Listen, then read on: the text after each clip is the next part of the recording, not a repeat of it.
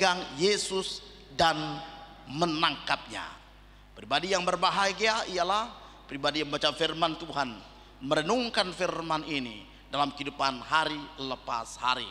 Bapak Ibu, nas ini kalau kita memperhatikan kepada siapa Yesus berkata. Nah, tetapi Yesus berkata kepadanya, Yesus berkata kepada khususnya Yudas Iskariot, hai teman, untuk itukah engkau datang? Maka majulah mereka, termasuk Yudas Iskariot, termasuk pasukan-pasukan yang bersama-sama dengan dia, lalu menangkapnya. Nah, Bapak Ibu yang terkasih dalam Tuhan kita Yesus Kristus, konteks ayat ini kalau kita membaca secara keseluruhan dimulai dari pasal yang ke-26 ayat yang ke-29 dan sebelumnya ayat 28-27 berbicara tentang Tuhan Yesus mengadakan perjamuan terakhir di sebuah ruangan. Nah, waktu mereka makan bersama setelah menyanyikan nyanyian pujian, ayat yang ke-30, berangkatlah Tuhan Yesus dan murid-muridnya menuju ke Taman Getsemani. Saudaraku yang terkasih dalam Tuhan kita Yesus Kristus, apa yang terjadi?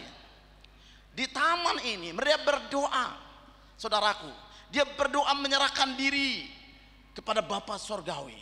Di Taman Getsemani disebut dengan agoni, taman penderitaan. Dan di situ terdapat saksi sejarah yang luar biasa. Ada batu, diperkirakan Tuhan Yesus berdoa di situ. Ada gambar yang kita melihat Yesus berlutut. Saudara, para penafsir katakan Tuhan Yesus bukan hanya berlutut, tetapi dia meniarapkan diri di atas batu, tanda penyerahan diri kepada Bapa. Waktu itu dia bergumul, kalau boleh cawan ini lewat daripadaku, penderitaan ini lewat daripadaku, tetapi bukan kehendakku yang jadi, melainkan kehendakmu. Bapak Ibu yang terkasih, apakah itu lewat? Tidak. Yesus menanggung penderitaan itu di Taman Getsemani itu, di agoni itu. Justru di situ menjadi puncak kekuatan dia dalam menghadapi salib. Bapak Ibu yang terkasih dalam Tuhan kita Yesus Kristus, kalau kita berbicara tentang pengkhianatan, mulai dari muridnya. Yang menyakitkan itu orang yang terdekat dengan dia. Saudaraku yang terkasih dalam Tuhan kita Yesus Kristus, Daniel dikatakan seorang penulis bernama Daniel McTox, ya, Daniel McCoy. Daniel McCoy dalam buku 10 pengkhianatan teratas dalam Alkitab, dia menuliskan 10 tokoh yang mengkhianati baik saudaranya, baik keluarganya, baik orang terdekat dengan dia. Dimulai dari Kejadian pasal 3, Hawa ditipu secara luar biasa. Nah, apa itu pengkhianatan? Sebelum kita melihat bagaimana proses pengkhianatan yang ditulis oleh McCoy, kita melihat khianat dalam kamus besar bahasa Indonesia dikatakan perbuatan tidak setia, tipu daya, perbuatan yang bertentangan dengan janji. Sekali lagi, kalau bicara tentang pengkhianatan, ialah perbuatan tidak setia, tipu daya, perbuatan yang bertentangan dengan janji. Jadi sesuatu hal yang tidak setia, ingkar janji, itu orang yang berkhianat. Orang yang berkhianat terhadap pasangannya tidak setia dengan pasangannya. Orang yang berkhianat terhadap negaranya tidak setia dengan negaranya. Orang yang berkhianat terhadap etnik Dayak, orang-orang Dayak tidak setia dengan orang Dayak demi uang, demi apapun. Saudaraku yang terkasih dalam Tuhan kita Yesus Kristus, kalau kita melihat apa yang dikatakan oleh Daniel McCoy ini, ada 10 pengkhianatan teratas, termasuk urutan ke-9 pengkhianatan Yudas Iskariot terhadap Tuhan Yesus. Pengkhianatan pertama dalam Kejadian pasal yang ke-3. Sebelumnya pasal yang kedua ditulis bagaimana pencobaan yang dialami oleh Hawa. Dan setan menggunakan ular untuk berkata-kata yang manis, sehingga setelah mereka jatuh ke dalam dosa, mereka sadar ular ini dengan tipu dayanya. Kata pengkhianatan dari kata tipu daya itu. Kemudian Bapak Ibu yang terkasih dalam Tuhan kita Yesus Kristus, setelah itu dalam pasal yang keempat ayat 1 sampai ayat yang ke-6, 7 berbicara tentang bagaimana Habel dikhianati oleh abangnya. Habel dikhianati oleh abangnya Kain hanya gara-gara persembahan, karena iri hati membuat dia berkhianat terhadap adiknya sendiri, menjolimi adiknya, membunuh adiknya sendiri. Saudaraku, dampak pengkhianatan kita lihat pembunuhan terhadap adiknya sendiri. Kemudian dalam Kejadian pasal yang ke-37, pengkhianatan terhadap Yusuf yang dilakukan oleh saudara-saudaranya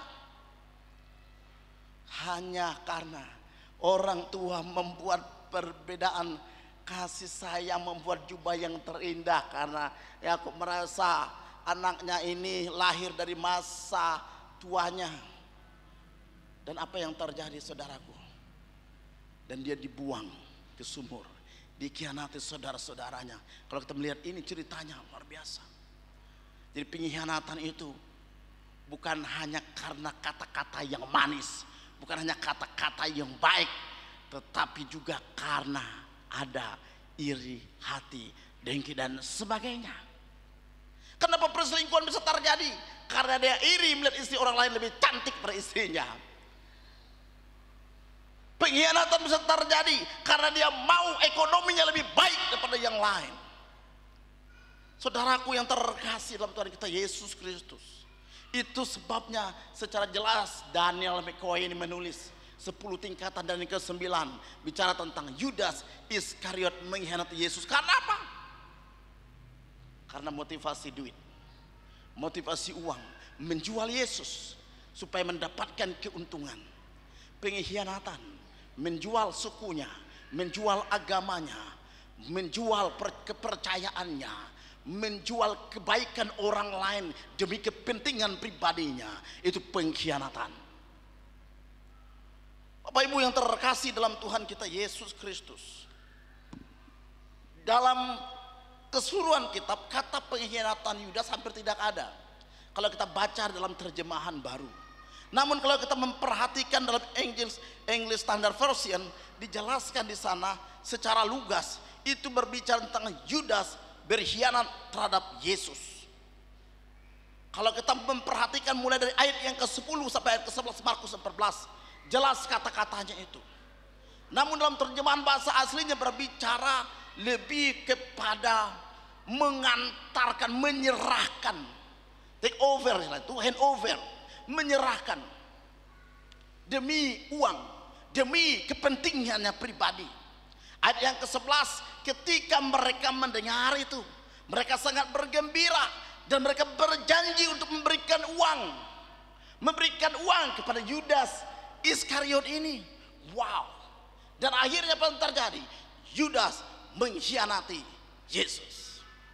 Bapak Ibu yang terkasih dalam Tuhan kita Yesus Kristus, apa respon manusia waktu dikhianati? Kalau kita melihat tadi Daniel McCoy menjelaskan banyak hal yang terjadi pada pengkhianatan, baik saudara-saudaranya yang melakukan itu, yang terdekat, yang paling menyakitkan itu apabila orang terdekat.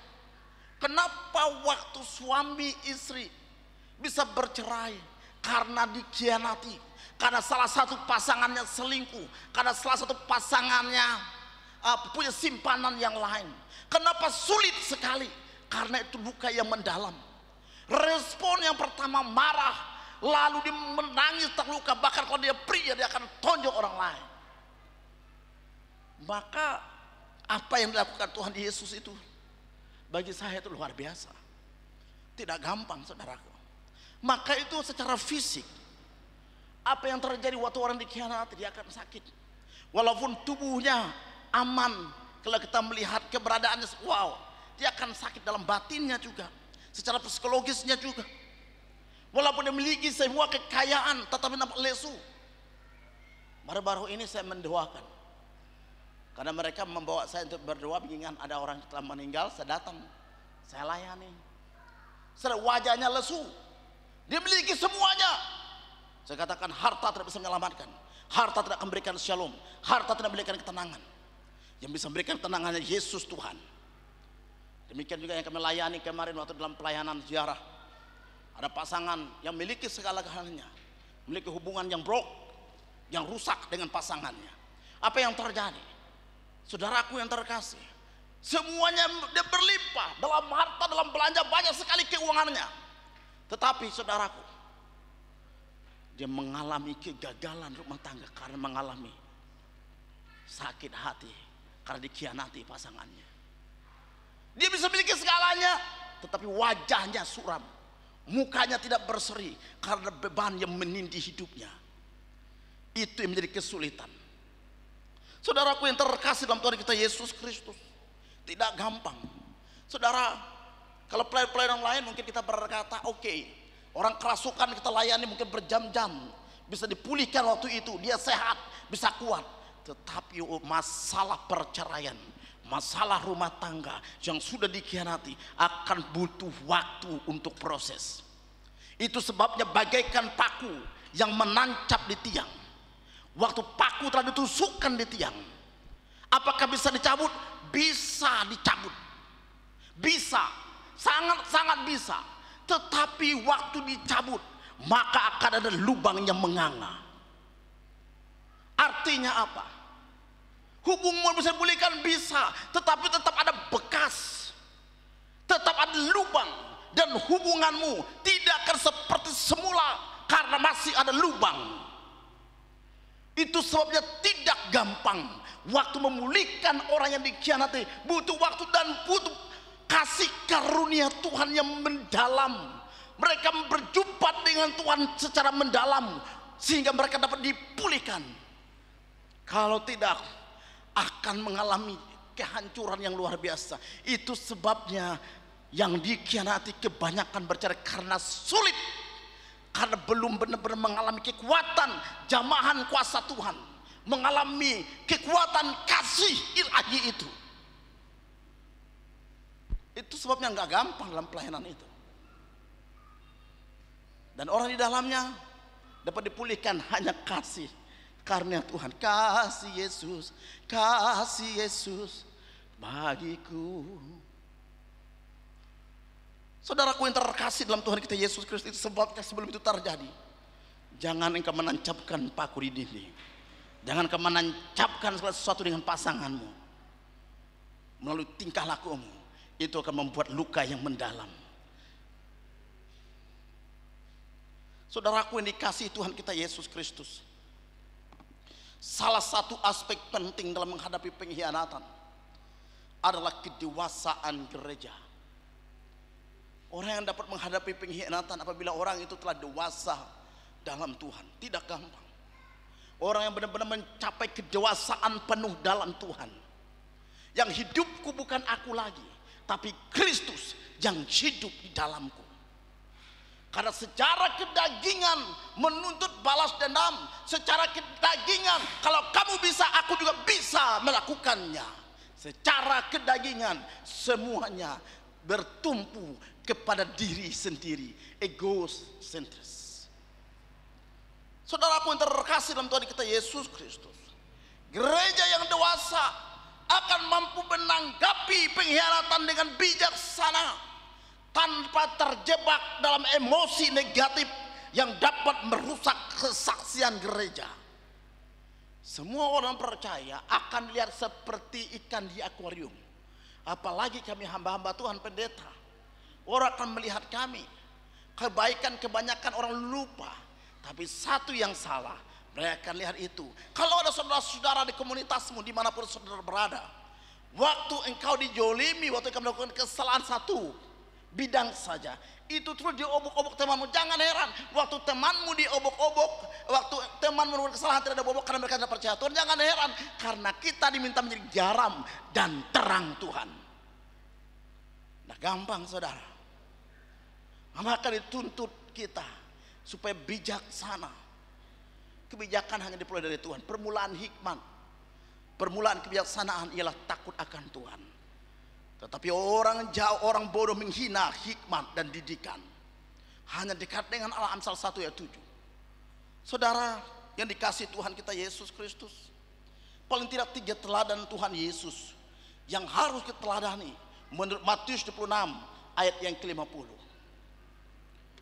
Menurut Matius 26 ayat 50, yang pertama, teladan yang pertama ialah Tuhan Yesus tenang waktu menghadapi Yudas Iskariot.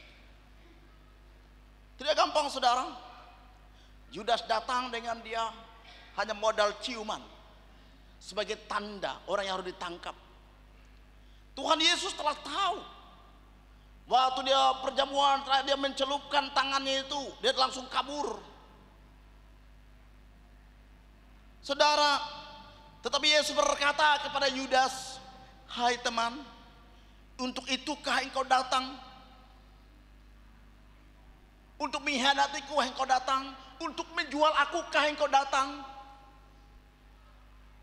Tuhan Yesus tidak marah secara frontal. Apa yang dilakukan Tuhan Yesus? Masih katakan, "Hai teman, orang yang jelas-jelas berkhianat, orang yang jelas-jelas menjual dia, orang yang jelas menjolimi dia, membunuh dia." Coba dibayangkan, yang telah menikah bayangkan, kalau istrimu selingkuh atau suamimu selingkuh, ada perempuan lain atau ada pria lain, lalu di depanmu dia datang dengan pasangannya, masihkah engkau berkata, "Hai sayang, hai sayang, untuk itukah engkau datang buat pasanganmu?" Saya pikir tidak ada yang begitu. Kalau ada yang begitu itu mujizat dalam keluarga. Saya tanya pada istri, kalau sempat terjadi begini apa mam? Katanya. Saya percaya itu tidak ada yang mau. Ada di sini mau nyanyi lagu "Jadikan Aku Yang Kedua"? Ada yang mau? Ibu-ibu mau jadi yang kedua? Maukah engkau berkata waktu pasanganmu tiba-tiba bawa perempuan lain ke rumah, "Hai sayang, untuk itukah engkau datang?" Masih lembut lagi ngomongnya. Ada? Enggak ada yang begitu. Normalnya pasti langsung labrak. Pria juga begitu.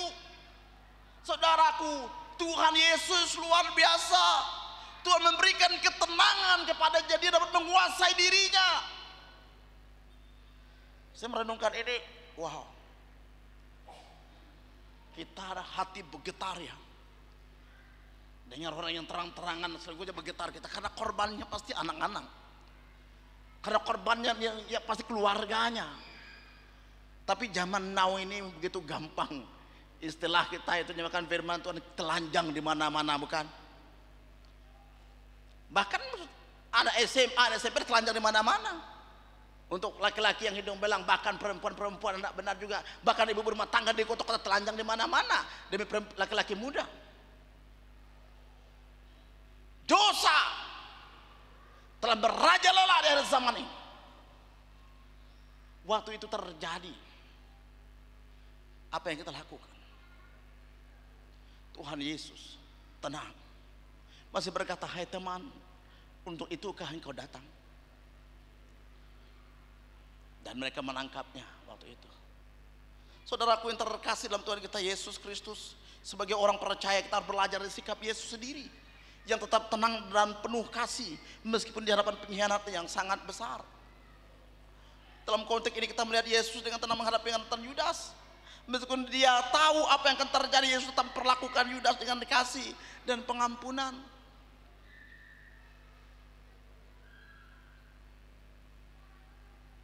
Kadang-kadang pengkhianatan terjadi bukan hanya waktu menikah, sebelum menikah juga mungkin bisa ada.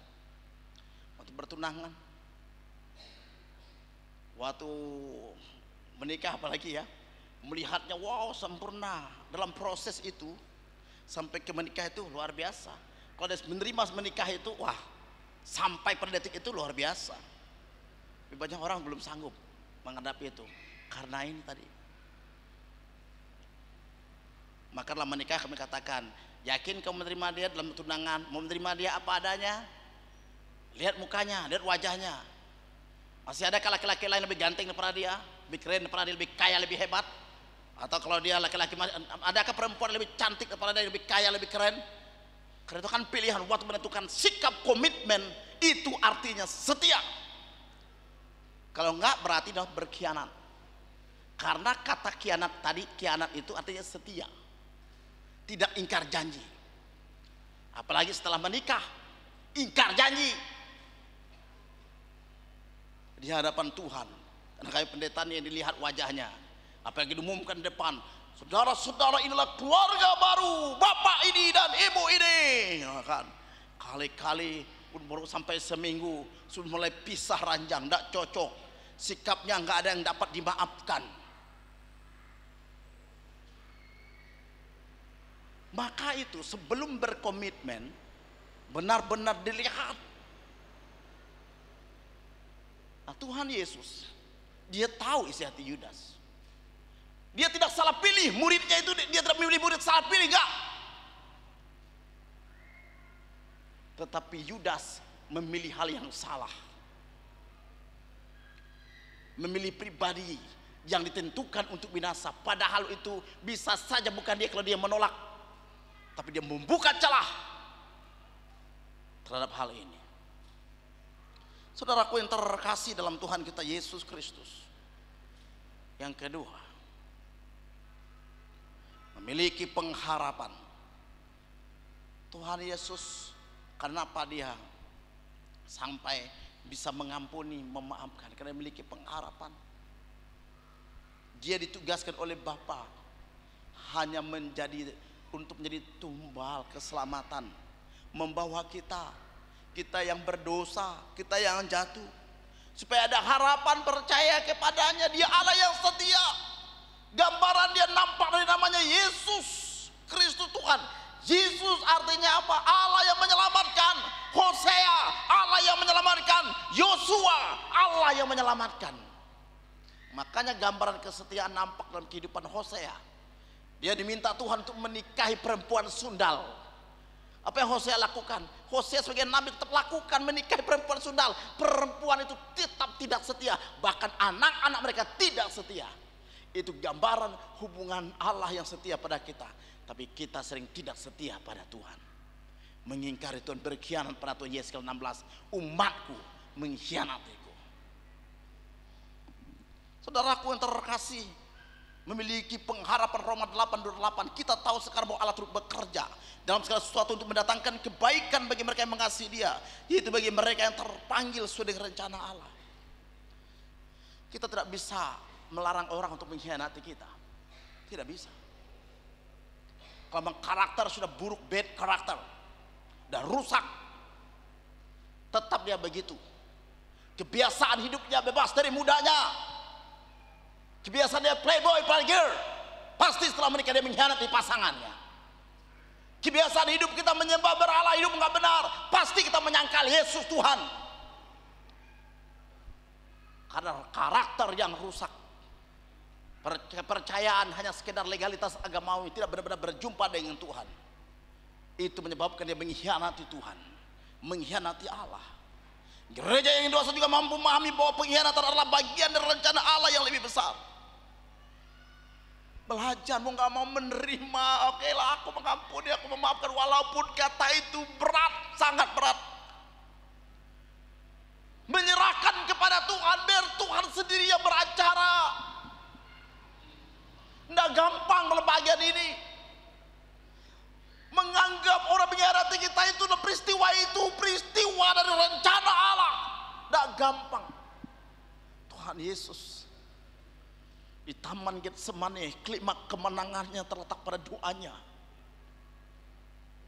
Setelah diteguhkan oleh malaikat, dia kuat teguh berdiri, sehingga waktu murid mengkhianati dia tenang teguh, karena dia tahu di balik penderitaan pasti ada kemuliaan. Dalam Yohanes 2 ayat yang ke-19 dijelaskan, menantang orang Farisi, orang apapun yang di Yerusalem, dia katakan begini, engkau meruntuhkan bait Allah, silakan, tapi aku membangunnya dalam 3 hari akan kubangun. Bicara tentang kemenangan, ada harapan, ada kekuatan. Saudaraku yang terkasih dalam Tuhan kita Yesus Kristus, memang pengkhianatan itu sendiri merupakan pengkhianatan jahat, perbuatan jahat. Namun Allah menggunakan situasi tersebut untuk membawa berkat dan kemuliaan bagi namanya. Waktu kita merasa ditusuk di belakang, waktu kita merasa kita dikhianati, disakiti, kita tidak bisa membalas. Walaupun mungkin mulut mengeluh, jadi curangi mulut kita mengeluh. Biarlah Tuhan yang beracara. Tuhan akan mengangkat dalam kemuliaan. Walaupun dalam sekejap kita menderita sakit, sakit dikhianati, sakit ditusuk di belakang, sakit dibicarakan di belakang, sakit dihina orang, dicerca orang, digosip. Tapi waktu engkau menyerahkan kepada Tuhan, Tuhan akan bertindak sehingga engkau di next level, naik secara kualitas kerohanianmu, kedewasaanmu. Makanya jangan takut, harta bisa hilang, segala sesuatu itu hilang, akan lenyap. Perkataan Yesus tidak pernah hilang. Ini bukan kata-kata hiburan. Banyak orang mengutamakan segala sesuatu, kita lihat hanya mengkhianati orang lain, mengutamakan segala sesuatu, baik kedudukan, keuangan. Maka jangan khawatir waktu engkau sebagai pegawai apapun tidak naik sudah bertahun-tahun di situ. Jangan khawatir, Tuhan tahu apa yang kau hadapi. Mungkin temanmu mencederai karirmu, membunuh karirmu. Jangan takut. Tuhan bersama setiap orang yang takut akan Dia. Percayalah, di balik penderitaanmu yang sementara ada kemuliaan Tuhan. Pada adik saya terus katakan, kau buta secara jasmani, tapi matamu lihat secara rohani. Terlepas dari berita atau benar atau tidak, seorang yang buta tuli di daerah Soe menulis buku 20 tahun nubuatan tentang Daniel, kurang lebih 7 rak. Padahal dia buta tuli dan lumpuh. Bisa dilihat di YouTube. Apa yang terjadi? Katanya Roh Allah mengilhamkan kasih kepadanya, seperti dikatakan kitab Yeskel. Tuhan memakai orang yang buta, yang lumpuh untuk menyatakan kebenaran. Dia tulis itu. Padahal dia buta lumpuh. Waktu dia melihat pernyataan itu, dia itu. Dan rumah itu tertata rapi, buku tertata rapi. Dan sekarang jaringan doa di Soe, mereka lagi melihat tulisan itu. Terlepas benar atau tidak, perhatikan, penderitaan, sakit, penyakit tidak menghalangi kasih karunia Tuhan. Saudaraku yang terkasih dalam Tuhan kita Yesus Kristus. Yang ketiga, Mazmur 188 ayat 8. Mampu menghadapi pengkhianatan dengan bijaksana, penuh kasih dan penuh kepercayaan pada Allah. Perhatikan, penuh kepercayaan, penuh iman kepada Bapa. Dalam tanggung jawab ini, Tuhan Yesus bukan hanya sekedar bodoh-bodoh langsung mati di kayu salib, enggak. Langsung menyerahkan dirinya, tidak. Dia sadar dia memiliki kedekatan dengan Bapa. Walaupun 100% Allah, tapi dia 100% manusia. Kedagingan menuntut dia untuk aman. Makanya di kayu, waktu di doa di teman kita dia berkata, kalau boleh cawan lewat pada itu kedagingannya, janganlah. Tetapi cara spiritual, dia tahu dia harus melakukan tugas Bapa. Dia harus melakukan kehendak Bapa. Percaya kepada Tuhan, mengimani Allah dalam kondisi apapun yang kita hadapi.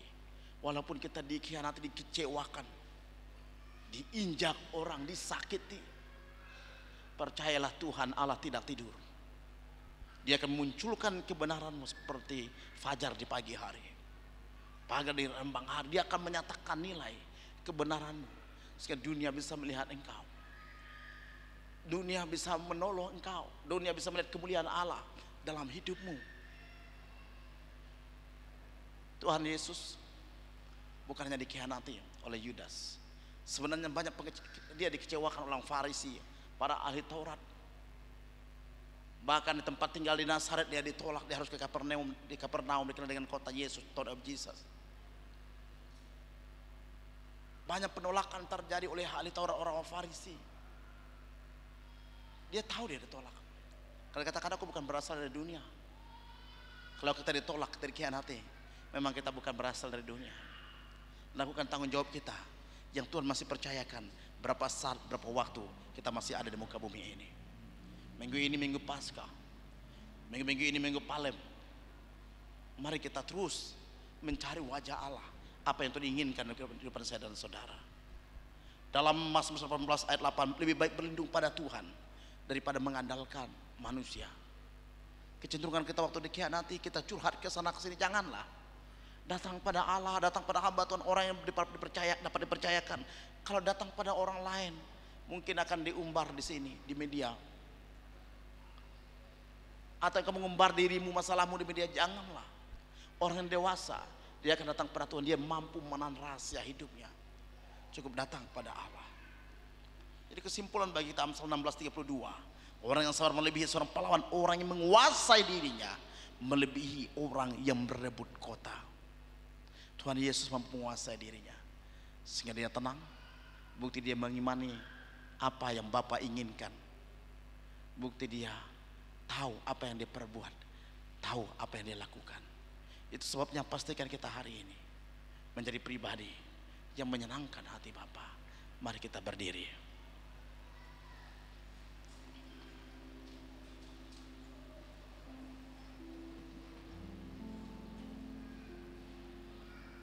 Terima kasih Bapa, hamba-Mu terbatas menyampaikan isi hatimu, tetapi roh-Mu, kuasa-Mu tidak terbatas.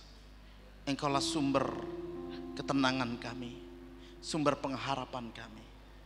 Hanya kepadamu kami berpaut, mengimani Engkau. Kami tidak tahu apa yang dialami umat-Mu, jemaat-Mu. Mungkin ada mereka yang dikhianati, yang tersakiti, beban berat. Tapi waktu kami datang kepada Tuhan, Engkaulah kekuatan kami, pengharapan kami. Sehingga kami tidak mau dikuasai, dihancurkan oleh karena kedagingan kami yang menuntut pembalasan. Tapi biarlah pembalasan itu milik Allah, dan kami meletakkan hidup kami kepadamu. Kami tidak bisa melarang orang lain mengkhianati kami, tetapi kami bisa melarang hati kami untuk dilukai, hati kami untuk membenci, hati kami untuk mendendam. Biarlah hidup kami berpaut kepada kasih setiamu. Terima kasih Tuhan, terima kasih. Kami mengucap syukur atas firman-Mu dalam nama Yesus. Amin. Puji Allah, pohon berkat.